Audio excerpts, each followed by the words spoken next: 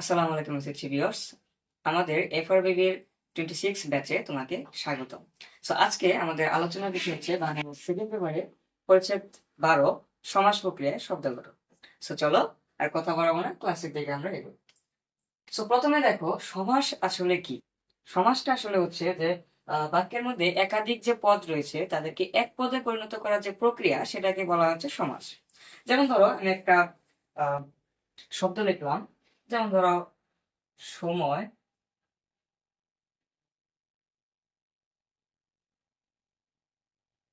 সংক্রান্ত সূচি।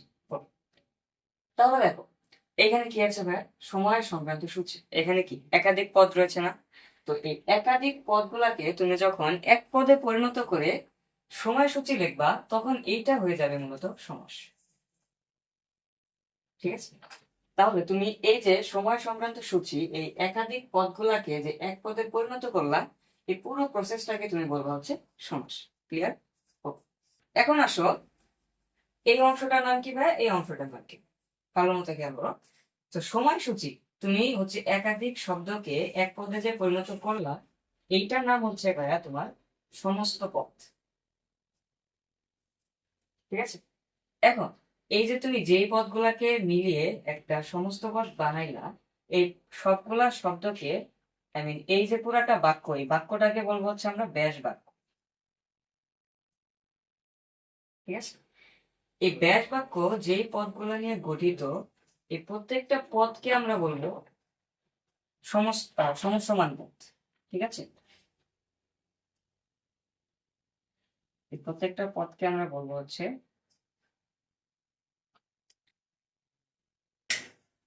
সমসমান পদ। ঠিক আছে, তো এইগুলো হচ্ছে বেসিক কিছু আলোচনা। তোমার সমস্ত পদকে যে বাক্য দ্বারা তোমার হচ্ছে ব্যাখ্যা করা হয় সেটা হচ্ছে ব্যাস বাক্য। আর ব্যাস বাক্য যেই পদগুলো নিয়ে গঠিত তাকে বলবো আমরা হচ্ছে সমস্ত পদ।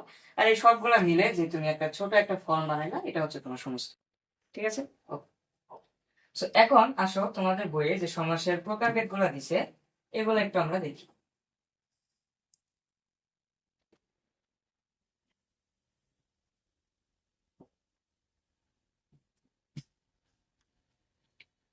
তো দেখো তোমাদের বইয়ে মূলত হচ্ছে 4 প্রকারের সমাস দিছে, আমরা আজকে 3 প্রকার সমাস নিয়ে আলোচনা করব। তো দেখো তোমাদের বইয়ে প্রথম যে সমাসটা দেওয়া আছে সেটা হচ্ছে কি দ্বন্দ্ব সমাস, তাই না? তো দেখো দ্বন্দ্ব সমাস, দ্বন্দ্ব মানে আমরা নর্মালি কি জানি?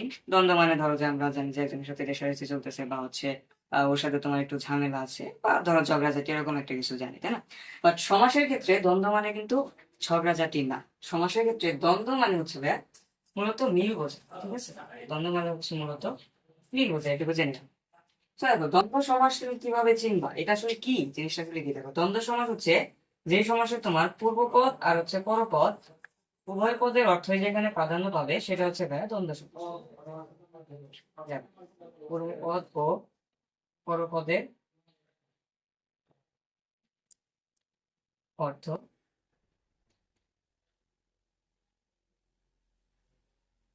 প্রাধান্য। তো এটা দ্বারা কি বোঝালাম ভাইয়া? দেখো একটা উদাহরণ দিই, তাহলে হচ্ছে বিষয়টা তোমাদের কাছে ক্লিয়ার হবে। দেখো আমি এখানে একটা উদাহরণ দেখলাম যে সোনা রূপা। ঠিক আছে, So, দেখো, সোনা রূপা দ্বারা তুমি কি বোঝাচ্ছ, তাই না? দেখো আমি যদি একটা সেন্টেন্স বলি এরকম যে সোনা ও রূপার দাম বেড়েছে, তাহলে আমি কি বললাম? সোনার দামও বেড়েছে, রূপার দামও বেড়েছে। আমি কি কোনো একটার দাম বললাম যে শুধু সোনার দাম বেড়েছে রূপার দাম বাড়ে নাই? এরকম তো কিছু বলিনি, তাই না? তার মানে দ্বন্দ্ব সমাসটা হচ্ছে মূলত তোমার দুইটা পদের অর্থই প্রাধান্য বোঝাবে। ধরো তুমি একটাকে রেখে আরেকটাকে প্রাধান্য দিবা না। ঠিক আছে, যেমন এখানে দেখো পূর্বপদ কি আর পরপদ কি, এটা একটু যদি ব্যাখ্যা করি। দেখো পূর্বপদ হচ্ছে প্রথমে যে পদটা এটা হচ্ছে পূর্বপদ, আর পরে যে যেটা থাকে সেটা হচ্ছে তোমার পরপদ। ওকে, তো দেখো দ্বন্দ্ব সমাসে কি হবে? পূর্বপদ ও পরপদ উভয় পদের অর্থেরই প্রাধান্য থাকবে। ঠিক আছে, যেমন ধরো আমি এখানে বললাম যে সোনার রূপার দাম বেড়েছে, তো আমি কি বললাম যে সোনার দাম বেড়েছে, রূপার দাম বেড়েছে। ওকে, তো এবার আরেকটা যদি আমি উদাহরণ দিই, ধরো যে স্বর্গ ও নরক। ঠিক আছে, দেখো স্বর্গ ও নরক, ধরো স্বর্গ ও নরক, আমি একটা সেন্টেন্স বললাম যে স্বর্গ ও নরক কে বলে তা বহুদূর, তাই না? তাহলে আমি কি বললাম? শুধু স্বর্গ বহুদূরে নয় বা শুধু নরক বহুদূরে নয়, এরকম কিছু কি বললাম না? আমি দুইটাকেই একত্রে করে বোঝাচ্ছি যে স্বর্গ ও নরক দুইটাকে আমি একত্রে বোঝাচ্ছি, তাই না? তো দ্বন্দ্ব সমাসটা হচ্ছে মূলত উভয় পদের অর্থেরই প্রাধান্য পাবে। ওকে ওকে আবার ওকে। তো আরেকটা উদাহরণ যদি দেই, দেখো যে বাইরে প্রচন্ড, আরেকটা উদাহরণ দিলাম যে বাইরে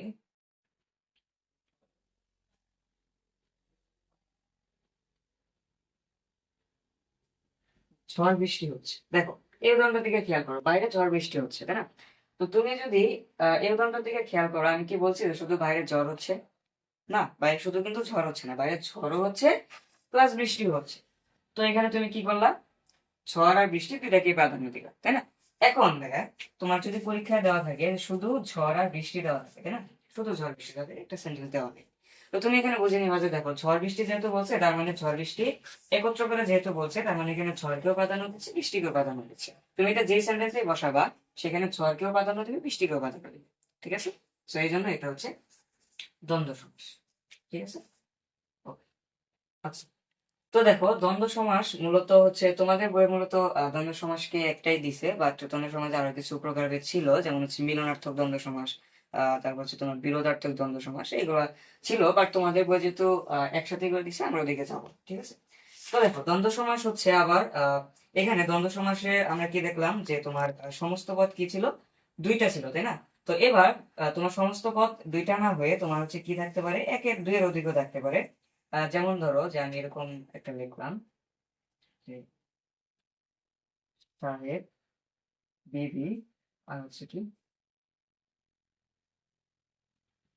গোলাম। ঠিক আছে?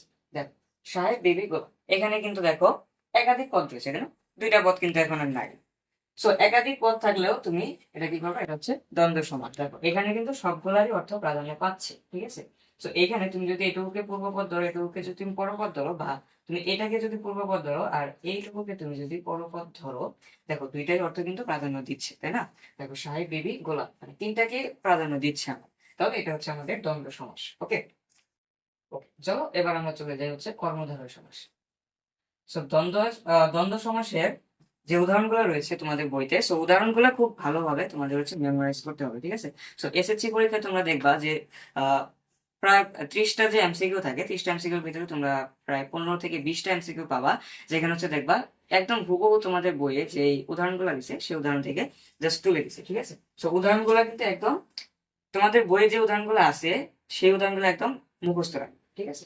ওকে, সো চলো এখন আমরা দেখি যে 2 নাম্বার যে প্রকারভেদটা আছে, কর্মধারয় সমাস।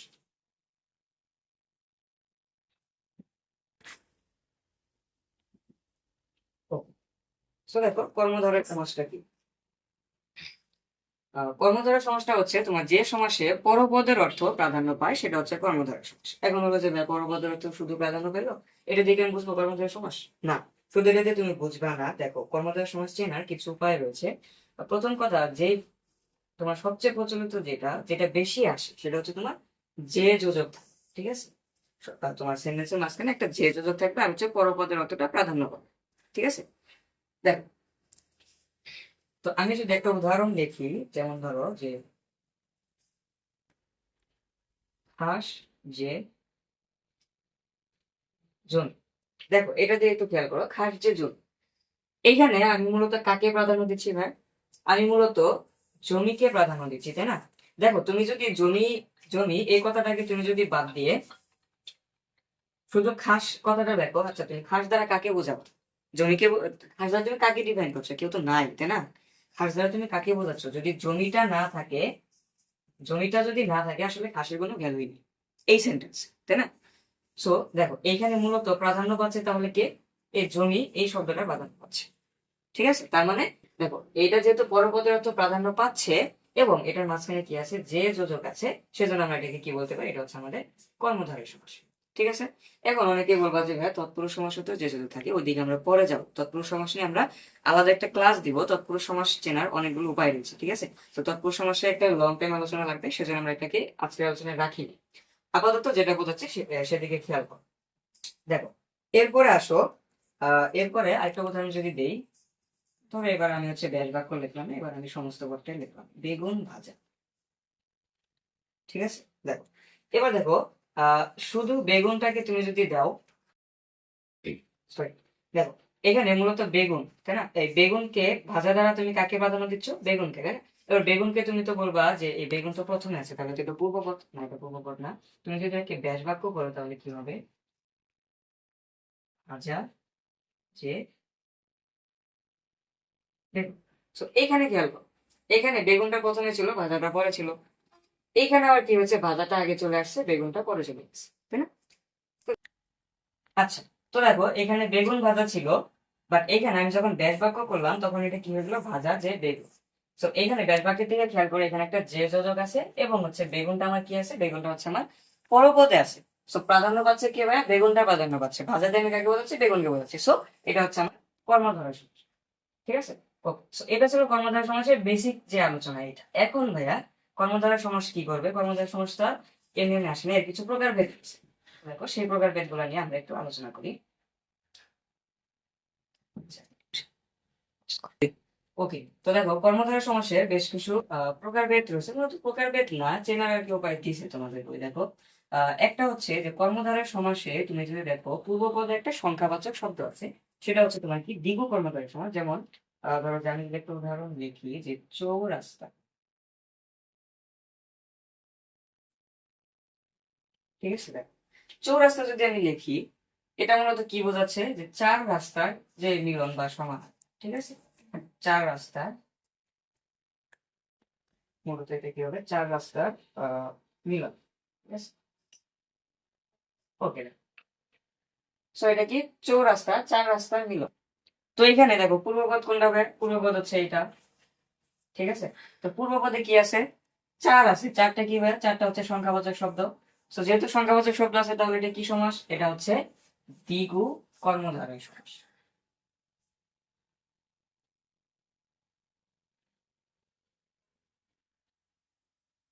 ঠিক আছে, তো তুমি যদি দেখো যে কোনো কর্মধারয় সমাসের পূর্বপদে সংখ্যাবাচক শব্দ আছে এবং আহ তাহলে সেটা কি হবে? তাহলে সেটা হচ্ছে তোমার দ্বিগু কর্মধারয় সমাস হবে। ঠিক আছে, এবং পূর্বপদে সংখ্যাবাচক শব্দ আছে এবং সেটা কি করতেছে? পরপদের অর্থকে প্রাধান্য দিচ্ছে। ঠিক আছে, পরপদের অর্থকে প্রাধান্য দিচ্ছে। তাহলে সেটা হচ্ছে তোমার কি দ্বিগু কর্মধারয় সমাস। ঠিক আছে, তো এখন দেখো তোমাদের হচ্ছে এভাবে আলাদা করে এমসিকিউ তে আসে না যে এটা কি দ্বিগু কর্মধারয় সমাস নাকি কোন কর্মধারয় সমাস, জাস্ট আসে যে এটা কোন সমাস। অপশন দেওয়া থাকে কর্মধারয়, তারপর হচ্ছে তোমার দ্বন্দ্ব সমাস, এগুলো দেওয়া থাকে। ঠিক আছে, বাট এইগুলার যে প্রকারভেদ এগুলো দেওয়া থাকে না। তো এখন আসলে হচ্ছে আহ কিছু কর্মধারয় সমাসে তোমার হচ্ছে আবার এক বা একাধিক পদ লোপ পায়। ঠিক আছে, সেগুলো হচ্ছে তোমার কি পদলোপী কর্মধারয় সমাস। যেমন দেখো আমি যদি একটা উদাহরণ লিখি যে হাত ঘড়ি, ঠিক আছে, সরি, তো হাত ঘড়ি, এই এই এই শব্দটা দ্বারা তুমি কি বুঝতেছো? হাত ঘড়ি দ্বারা তুমি কি বুঝতেছো? মূলত এটা মাথায় আসতেছে না যে যে ঘড়িটা আমরা হাতে দিই সেটা হচ্ছে হাত ঘড়ি। তো তুমি বুঝতেছো যে ব্যাস বাক্য এরকম একটা কিছু হতে পারে যে হাতে পরা হয় যে ঘড়ি, ঠিক আছে, সেটা হচ্ছে তোমার হাত ঘড়ি। ওকে, তো দেখো এইখানে তোমার কি কি হয়েছে? এখানে এই যে হাতে পরা হয় যে ঘড়ি, তাই না? তো দেখো হাতে পরা হয় যে ঘড়ি, এখান থেকে কি কি বাদ চলে গেছে দেখো তো। এখানে হচ্ছে তোমার এই যে আহ পরা হয় যে, এই অংশটুকু কিন্তু বাদ চলে গেছে না?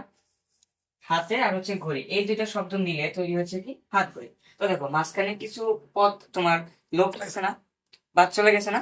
তো এটাকে আমরা বলবো কি পদলোপী কর্মধারয় সমাস বা হচ্ছে মধ্যে পদলোপী কর্মধারয় সমাস। ঠিক আছে, Okay. তো এরপরে আসো ভাইয়া সবচেয়ে ইম্পর্টেন্ট যেটা, সেটা হচ্ছে উপমান কর্মধারয় সমাস আর হচ্ছে উপমিত কর্মধারয় সমাস। ঠিক আছে, তো দেখো উপমান কর্মধারয় সমাস আর হচ্ছে উপমিত কর্মধারয় সমাস, এই দুইটা নির্ণয় করতে গেলে ভাই মাথা উঠে যায়। তো দেখো সরকার একটা ট্রিক দেখাচ্ছে। দেখো উপমান কর্মধারয় সমাস কি, একটা উদাহরণ লিখি, তারপর হচ্ছে বিষয়টা ক্লিয়ার। দেখো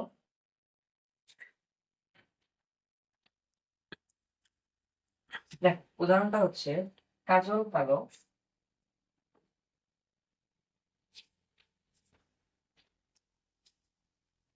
আমি একটা উদাহরণ লিখছি, কাজল কালো, কাজলের মতো কালো। ঠিক আছে, তো উপমান কর্মধারয় সমাস তুমি চিনবা কিভাবে? দেখো এখানে আমি কি বলছি, কাজলের মতো কালো। দেখো তো এখানে তুমি একটু খেয়াল করো, কাজলের মতো কালো, কোন একটা জিনিসকে আমি বোঝাচ্ছি, সেই জিনিসটা হচ্ছে কাজলের মতো কালো। বাট কোন জিনিসটা কালো সেটা কি এখানে আছে?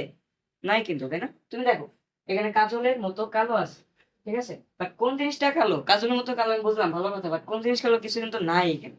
সো তুমি যেখানে দেখবা যে আহ যার সাথে তুলনা করা হয়েছে, দেখো এখানে কার সাথে তুলনা করা হয়েছে, কাজলের সাথে তুলনা করা হয়েছে কোনো কিছু, সেটা আছে, বাট কাকে তুলনা করা হয়েছে সেটা কিন্তু নাই। সেটা হচ্ছে ভাই আমাদের উপমান কর্মধারয় সমাস। ঠিক আছে, এখন আমি যদি এখানে উপমিত কর্মধারয় সমাসের একটা উদাহরণ লিখি, দেখো যেমন হচ্ছে সিংহ পুরুষ।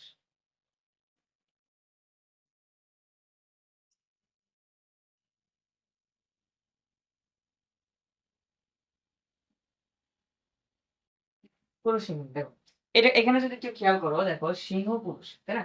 দেখো এখানে কাকে তুলনা করতেছি আমি? পুরুষকে তুলনা করতেছি। কার সাথে তুলনা করতেছি? সিংহের সাথে তুলনা করতেছি। তো এখানে দেখো যার সাথে তুলনা করতেছি সেও আছে, যাকে তুলনা করতেছি সেও আছে। তো তুমি যেই সমাজে দেখবা যে আহ যাকে তুলনা করতেছি সেও আছে, আর যার সাথে তুলনা করতেছি সেটাও আছে। তো দুইটাই যেখানে উপস্থিত থাকবে সেটা হচ্ছে আমাদের উপমিত কর্মধারয় সমাস। ঠিক আছে, ও যেমন ধরো আরেকটা উদাহরণ যদি আমি এখানে লিখি, যেমন ধরো okay, তো দেখো আরেকটা উদাহরণ যদি আমি লিখি চন্দ্রমুখ, তাই না? এটা দ্বারা আমি কি বলছি, মুখ চন্দ্রের ন্যায়। তো দেখো আমি কাকে তুলনা করতেছি? মুখকে তুলনা করতেছি, কারো একটা মুখকে আমি তুলনা করতেছি, কার সাথে তুলনা করতেছি? চন্দ্রের সাথে তুলনা করতেছি। তো দেখো যাকে তুলনা করতেছি সেটাও আছে, যার সাথে তুলনা করতেছি সেটাও আছে। তো দুইটাই যেখানে উপস্থিত থাকবে সেটা হচ্ছে আমাদের উপমিত কর্মধারয় সমাস। এখন আসো ভাই, আমাদের যদি বলা থাকে যে আহ ব্যাস বাক্য দেওয়া নাই, সমস্ত পদ দেওয়া আছে, তাহলে কিভাবে তুমি চিনবা? দেখো এটা চেনার উপায় আছে। দেখো উপমান কর্মধারয় সমাসে কি থাকবে, তুমি সমস্ত পদের দিকে খেয়াল করো, একটা হচ্ছে বিশেষ্য থাকবে, আরেকটা হচ্ছে বিশেষণ থাকবে। যেমন দেখো এই যে কালো, কালো জিনিসটা কি? কালো জিনিসটা বিশেষণ না, এটা দ্বারা কোনো কিছুর বর্ণ বোঝাচ্ছে, তাই না? তো কালো কোনো কিছু বর্ণ যেহেতু বোঝাচ্ছে তাহলে এটা অবশ্যই বিশেষণ। দেখো যেহেতু এটা বিশেষণ, আর প্রথমে কাজল, কাজল কি? কাজল তো একটা জিনিসের নাম, তাই না? আমরা জানি একটা বস্তু, সেই বস্তুর নাম হচ্ছে কাজল। সো প্রথমটা হচ্ছে বিশেষ্য, পরেরটা হচ্ছে আমাদের বিশেষণ। সো এরকম যদি থাকে, দেখো একটা বিশেষ্য পরে আছে একটা বিশেষণ, তাহলে তুমি সেটাকে বলতে পারবা উপমান কর্মধারয় সমাস। এরপর আসো উপমিত কর্মধারয় সমাসে কি থাকবে ভাই? দুইটাই হচ্ছে আমাদের বিশেষ্য থাকবে। দেখো চন্দ্র, চন্দ্র কি একটা বিশেষ্য না? একটা নাম তো, তাই না? মুখ, এটাও তো বিশেষ্য নাকি? কোন একটা কিছু নাম বোঝাচ্ছে তো মুখ দিয়ে, নাকি কোন একটা অঙ্গের নাম বোঝাচ্ছে মুখ, তাই না? তো দুইটাই যেখানে বিশেষ্য থাকবে সেটা হচ্ছে আমাদের উপমিত কর্মধারয় সমাস। তো এইভাবে তুমি খুব সহজেই ব্যাস বাক্য থেকেও তুমি চিনতে পারবা, সমস্ত পদ থেকে চিনতে পারবা, তোমার যেটা দেওয়া থাকে। ঠিক আছে, ওকে। তো এবার আসা হচ্ছে আমরা, তো দেখো এরপর আছে কি ভাই, রূপক কর্মধারয় সমাস। ঠিক আছে, রূপক, আচ্ছা বানানটা একটু মিশছে।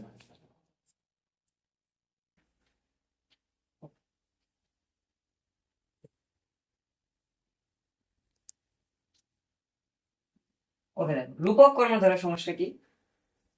দেখো উপমেয় পদের সাথে কি হচ্ছে এটা, উপমেয় পদের সাথে উপমান পদের অভেদ কল্পনা করা হবে। ঠিক আছে, এটা হচ্ছে তোমার রূপক কর্মধারয় সমাস। সো এত পেঁচানো সংজ্ঞায় তুমি যাও না, দেখো তোমার একটা সহজ উদাহরণ দেই। দেখো রূপক কর্মধারয় সমাসটা হচ্ছে কাইন্ড অফ এরকম থাকে, মন রূপ মাঝি। দেখো এখানে কি আছে দেখো, একটু খেয়াল করে দেখো, এই যে মাঝখানে রূপ কথাটা আছে। ঠিক আছে, দেখো রূপক কর্মধারয় সমাসের সব উদাহরণে তোমার মাঝখানে যে রূপ, এই কথাটা থাকবে, সেটা হচ্ছে রূপক কর্মধারয় সমাস। তুমি দেখবা যে যেই কর্মধারয় সমাসের মাঝখানে কি আছে, রূপ কথাটা আছে, সেটা হচ্ছে তোমার রূপক কর্মধারয় সমাস। তো আমরা এই যে এরকম উপমেয় পদের সাথে উপমান পদের অভেদ কল্পনা করেছে, এসব হিবিজিবি সংজ্ঞা তোমার মনে না রাখলেও চলবে। ঠিক আছে, দেখো এখন তোমাদের এসএসসি যে বইয়ে রূপক কর্মধারয় সমাসে যে কয়টা উদাহরণ দেওয়া আছে এর বাইরে একটা উদাহরণ তোমার এমসিকিউ তে দেয় না। ঠিক আছে, সো উদাহরণগুলো একদম মুখস্থ রাখবা। ঠিক আছে, টানা মুখস্থ রাখবা, দেখবা সবগুলো কম করবে ইনশাআল্লাহ।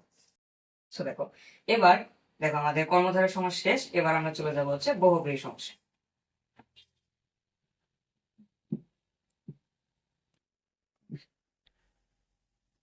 ওকে, তো দেখো বহুব্রীহি সমাস, বহুব্রীহি সমাসটা কি ভাই? পূর্বপদ ও পরপদ কোনটার অর্থ বোঝাবে না, অন্য একটা অর্থ বোঝাবে। ঠিক আছে, এটা হচ্ছে তোমার বহুব্রীহি সমাস। যেমন ধরো আমি যদি একটা উদাহরণ দেখি, যে লাল পাড় যে শাড়ি।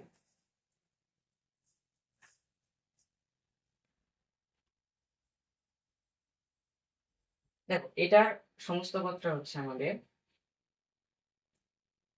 লাল পেড়ে। দেখো এটা কি লিখছে ভাই? লাল পাড় যে শাড়ি লাল পেড়ে। তুমি একটু খেয়াল করে দেখো তো, এইখানে এই যে লাল পেড়ে শব্দটা দিয়ে শুধু কি লালকে প্রাধান্য দিচ্ছে? না। শুধু কি শাড়িকে প্রাধান্য দিচ্ছে? না। দেখো অন্য একটা অর্থ বোঝাচ্ছে, তাই না? লাল পেড়ে। দেখো এখানে মূলত কি বোঝাচ্ছে, লাল পাড় যে শাড়ি, মূলত এখানে শাড়ির যে পাড়টা লাল সেটা বোঝাচ্ছে, বাট লাল পেরে এটা দিয়ে কিন্তু শুধু যে শাড়ির পাড় যে লাল এটা কিন্তু বোঝায় না, লাল পেরে দিয়ে কিন্তু তোমার রঙও বোঝায়, জাস্ট লাল রঙও কিন্তু বোঝায়। সো দেখো এখানে কি হচ্ছে, অন্য একটা অর্থ প্রাধান্য পাচ্ছে। সো এটা হচ্ছে আমাদের তোমার বহুব্রীহি সমাস। দেখো বহুব্রীহি সমাসের কিছু প্রকার ভেদে যদি আমরা লক্ষ্য করি, দেখো প্রথমে আছে কি সমানাধিকরণ বহুব্রীহি সমাস। এই জিনিসটা কি, দেখো যে বহুব্রীহি সমাসে পূর্ব পদে কি থাকবে, বিশেষণ থাকবে, পরপদে তোমার হচ্ছে কি থাকবে, বিশেষ্য থাকবে, সেটা হচ্ছে তোমার সমানাধিকরণ বহুব্রীহি সমাস। যেমন তুমি যদি একটা উদাহরণ যদি খেয়াল করো, আহ দেখো এই উদাহরণটা যদি আমরা দিই, লাল পাড় যে শাড়ি, দেখো এই উদাহরণটা দিকে তুমি খেয়াল করো, দেখো এখানে পূর্বপদ কি আছে ভাই, লাল, তাই না? লালটা কি, লালটা হচ্ছে বিশেষণ, এই যে পূর্বপদের বিশেষণ পাইছো। এবার আসো, পরপদটা কি ভাই, শাড়ি, শাড়িটা কি ভাই, শাড়িটা হচ্ছে বিশেষ্য। দেখো পূর্বপদ বিশেষণ, পরপদ বিশেষ্য। তো এইরকম যদি তুমি কাঠামো দেখো তাহলে সেটা হচ্ছে ভাই সমানাধিকরণ বহুব্রীহি সমাস, ঠিক আছে। এবার আসো ব্যতিকরণ বহুব্রীহি সমাস। এটা কি, পূর্বপদ আর পরপদ দুইটাই আমাদের বিশেষ্য থাকবে। যেমন দেখো আমি যদি একটা উদাহরণ লিখি, গোফে খেজুর যায়,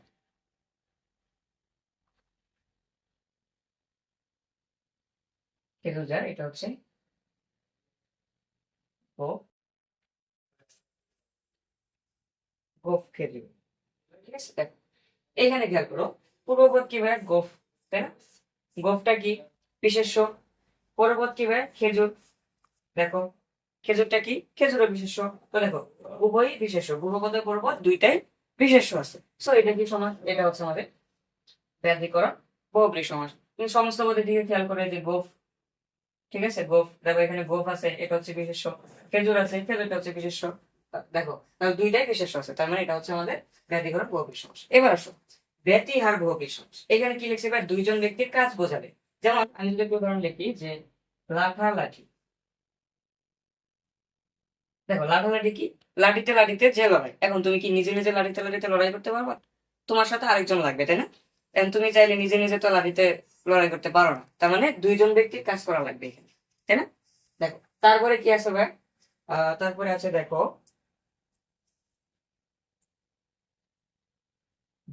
দেখো এটা যদি দেখি হাতাহাতি, এখানে কি ধরো, দেখো দুজনের মধ্যে যে মারামারি লাগে না, হাতাহাতি, দেখো এইখানে তুমি কি একা হাতাহাতি করতে পারবা না, দুইজন ব্যক্তি লাগবে। সো যেখানে তুমি দেখবা যে দুইজন ব্যক্তির কাজ বোঝাচ্ছে, সো ওই সমাজটা হচ্ছে তোমার ব্যতিহার বহুব্রীহি সমাস, ঠিক আছে। যেখানে তুমি দেখবা দুইজন ব্যক্তির কাজ বোঝাচ্ছে, সেটা হচ্ছে ব্যতিহার বহুব্রীহি সমাস। ওকে, এবার আসো পদলোপী বহুব্রীহি সমাস। এটা কি হবে, মধ্যবর্তী কোন একটা পদ লোপ পাবে, একবার একাধিক পদ লোপ পাবে। যেমন ধরো যে আমি এখানে যদি লিখি, চিরুনির মতো দাঁত যায়, এটা যদি আমি লিখি,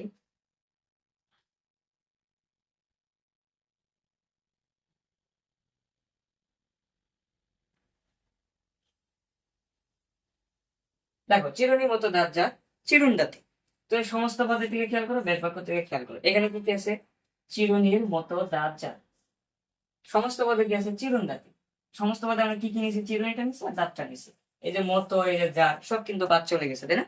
তো দেখো যেই বহুব্রীহি সমাসে তুমি দেখবা যে মাঝখানে এক বা একাধিক পদ তোমার লোপ পাবে, বা হচ্ছে বিলুপ্ত হয়ে যাবে, বাদ চলে যাবে, সেটা হচ্ছে তোমার পদলোপী বহুব্রীহি সমাস। এবার আসো অলুক বহুব্রীহি সমাস। অলুক কথাটার মানে কি ভাই, অলুক কথাটার মানেই হচ্ছে বিভক্তিটা অক্ষুণ্ণ থাকবে, মানে হচ্ছে তোমার ব্যাস বাক্যে বিভক্তি থাকবে, সমস্ত পদেও সেই বিভক্তিটা থাকবে, ঠিক আছে, বিভক্তিটা লোপ পাবে না। যেমন দেখো আমি যদি একটা উদাহরণ লিখি, এখানে দেখো গায়ে পড়া, ঠিক আছে, দেখো গায়ে পড়া, এখানে তুমি যদি দেখো, এই যে গায়ে, তাই না, এটার ব্যাস বাক্য কি, গায়ে এসে পড়ে যে, তাই না?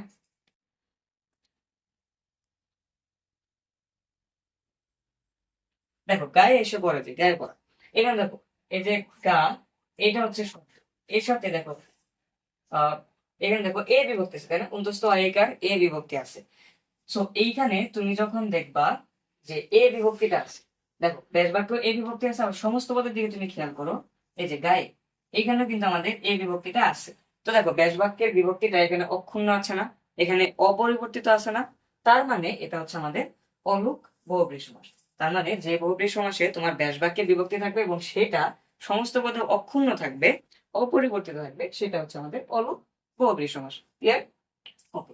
এবার লাস্ট একটা বহুব্রীহি সমাসের প্রকারভেদ বাদ হয়েছে, সেটা হচ্ছে তোমার সংখ্যাবাচক বহুব্রীহি সমাস। এটা একটু শর্টকাটে তোমাদের এখানে দেখিয়ে দিই। দেখো, সংখ্যাবাচক বহুব্রীহি সমাসটা কি?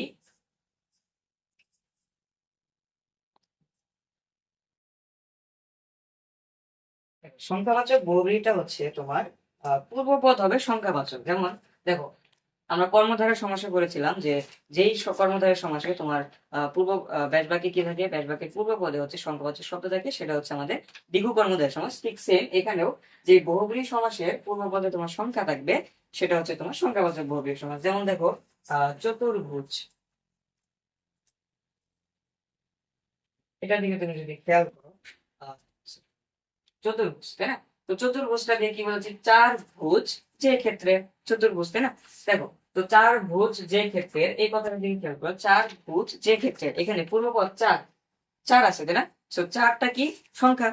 সো যে বহুব্রীহি সমাসে পূর্বপদে সংখ্যাবাচক শব্দ চলে আসছে, তার মানে এটা হচ্ছে সংখ্যাবাচক বহুব্রীহি সমাস। ঠিক আছে? ক্লিয়ার? দেখো, এই বহুব্রীহি সমাস থেকে তোমাদের মূলত মেইন যেটা ইম্পর্টেন্ট, সেটা হচ্ছে তোমার এই যে ব্যতিহার বহুব্রীহি সমাস। এটা হচ্ছে তোমার বেশিরভাগ পরীক্ষাতে দিয়ে দেয়। তারপর হচ্ছে সমানাধিকরণ, ব্যতিকরণ। তো এই তিনটা হচ্ছে মূলত তোমার ইম্পর্টেন্ট, যেটা তোমার এমসিকিউ তে বেশি চলে আসে। বাট এই তোমার দেখো যে সংখ্যাবাচক বহুব্রীহি সমাস, এগুলো খুব একটা আসে না, বাট তুমি পড়ে রাখবে। ঠিক আছে?